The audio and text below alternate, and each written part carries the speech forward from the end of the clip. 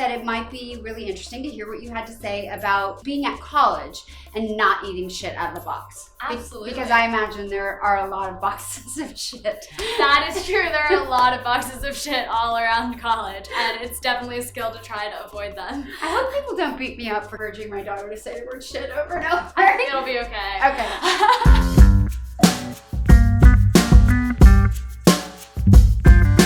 Mainly, it's convenience. Also, I think developing a routine around when you're eating really helps you avoid falling into the trap of, oh my gosh, I'm so hungry, I haven't eaten in 6 hours, or I've been studying for a long time, or I'm super drunk, which I don't know anything about, but some people do.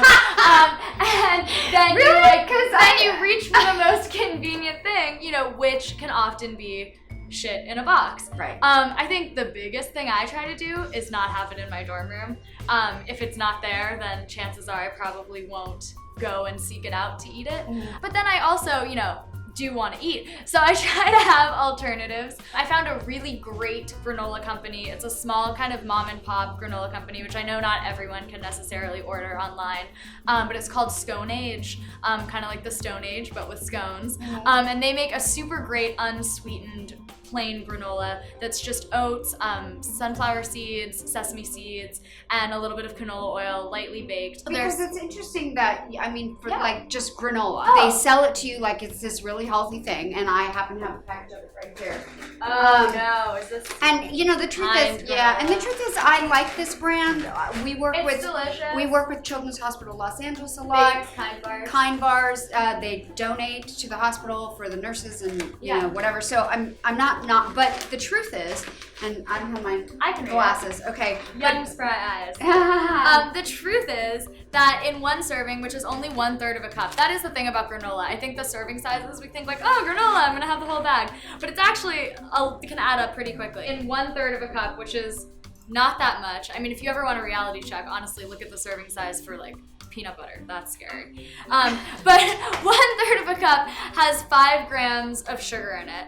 And that's not a ton of sugar, but what concerns me more is looking at the ingredients. You have tapioca syrup, brown rice syrup, cane sugar, honey, brown rice syrup again, brown rice, and then tocopherols to maintain freshness. And I can't even pronounce that, and that's when you really know things are going downhill. Right.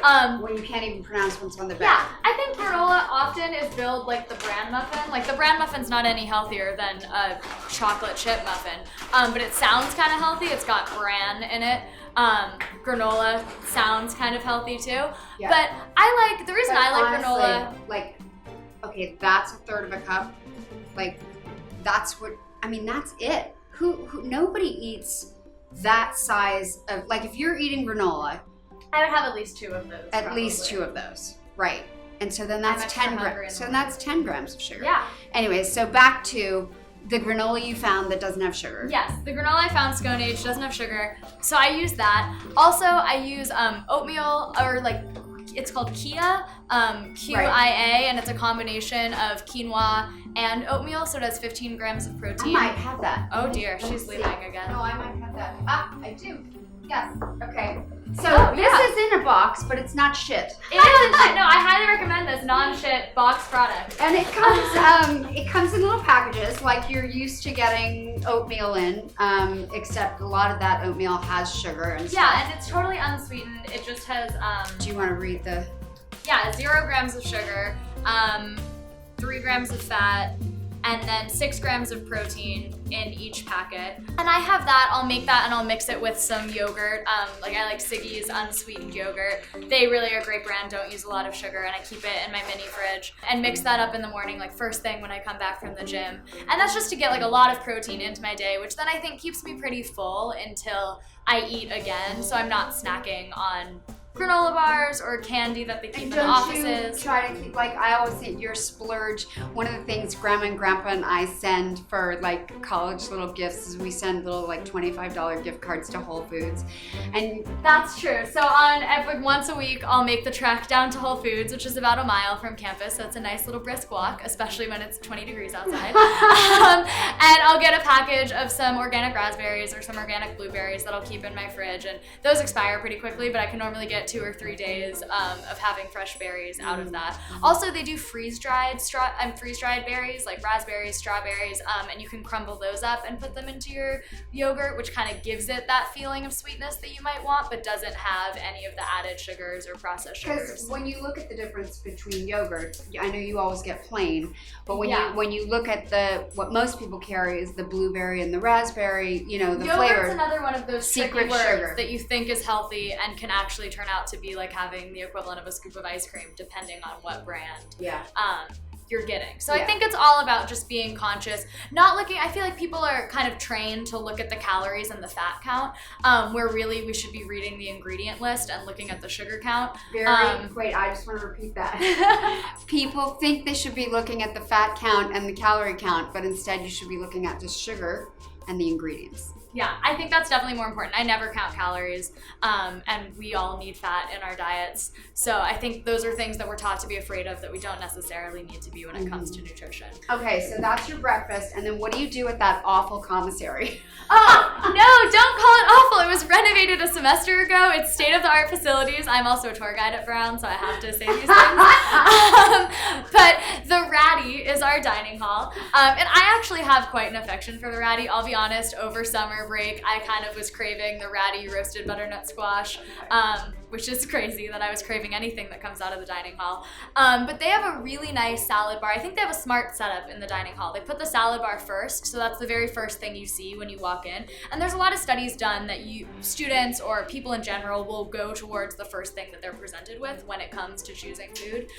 Then we have all of the desserts and like the pizza bars at the way back of the dining hall. So that's the last thing you get to. So and if by you're then, really drunk, you're gonna have to go like a long oh, way. well, the Ratty closes at 7:30, so hopefully you're not really drunk when you're stumbling in there then.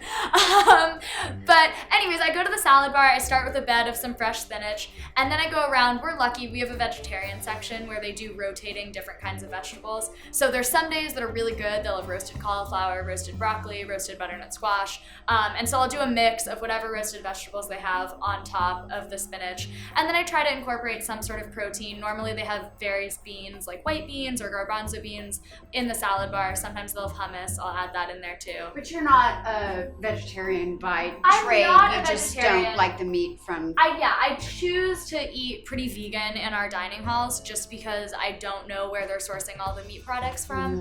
But I don't advocate for being a vegetarian necessarily. I eat meat when I go off to restaurants outside I like of campus. that you're aware of putting protein. Yeah, in and your I think salad. also as a student on a student budget, it's much cheaper if you're buying and cooking for yourself to live a vegetarian lifestyle than it is to be buying meats, especially when you want to be getting grass-fed or organic. One of the things I want to show everybody is how to make lentils, and I know you like my lentils. Lentils are great because you can make them in giant batches, and then you can put them in little containers and keep them in your fridge, and you don't need to think about it. Look at that. Yeah. And that's another way you cannot be eating shit out of the Super box. cheap too. Yes. Super cheap, super high protein. Yeah. Yeah. Lentils are a good way to go. Okay, well, So those are a lot of the main things I do. And honestly, like fresh fruit too, the dining halls, and I think this is true for most dining halls, they have a lot of fresh fruit that they leave out in bowls around where you can get your food. And so I just steal that. Like you're swiping in, I just fill up a whole bag of apples and bananas and then keep that in my room. But yeah, you can grab that and put it in your bag and then you're not going again to the granola bar or whatever. I think protein bars too, I'm not a protein bar supporter. I'm not a processed food supporter either. It's crazy, those protein bars. We were just looking at some earlier today, and I mean, they really do compare to like an actual just chocolate bar. Yeah. In terms and of honestly, what's in it. I believe if you're honoring your cravings in your body and you're craving a chocolate bar, like just have the chocolate bar then. And chances are you're not going to want it down the line, but don't mix it with some substitute that has a bunch of added preservatives and then binge at another time when you actually do get in front of chocolate. Jeez, you're smart. I wonder where I got it from.